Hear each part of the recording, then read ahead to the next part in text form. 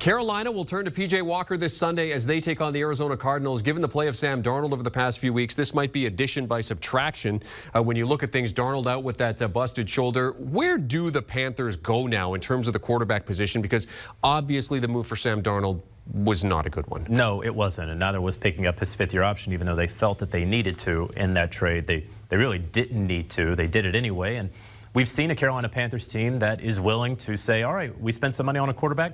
We're going to move on now. They did it last year with Teddy Bridgewater when owner David Tepper was just over it, and they're probably going to have to do it again this offseason because they are getting close to being over Sam Darnold. He is not performing, and we're seeing it out there where maybe we all should write a letter to Adam Gase apologizing a little bit, or probably not. Some of it was Adam Gase's fault.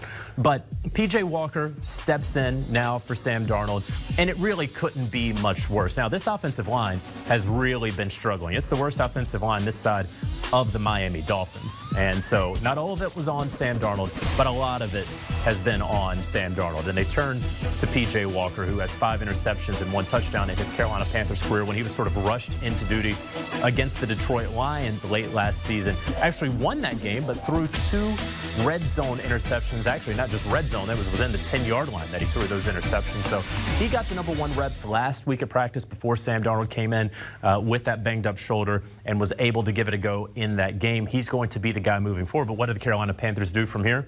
Frankly, nothing really from here. They just signed Matt Barkley from the Titans practice squad. So he's going to get up to speed on the offense. We're going to see what several weeks actually means. That's what a source told me last night, was several weeks he'll be out. Is that 3? Is that 5? We certainly will see there. But then the Carolina Panthers, without question, are going to be in the market for another quarterback. Are they going to look for one in the draft?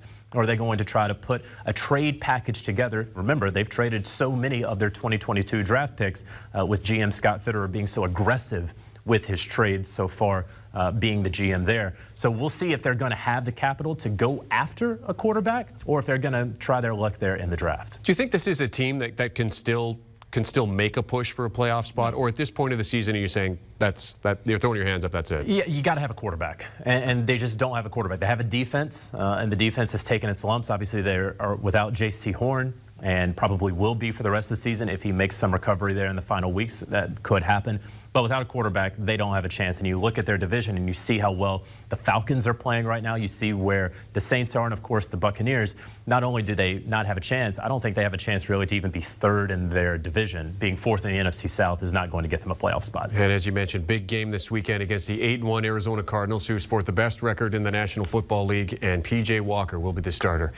JJ, good to have you in the studio with us, buddy. Good to see you. Thanks for hopping on with us here on HQ. For more on the league storylines as we head into Week 10 of play, be sure to check out Will Brinson and all the Super Friends on the Pick 6 podcast. Latest episode breaking down that Monday Nighter, Steelers holding off Justin Fields in his comeback attempt with the Bears.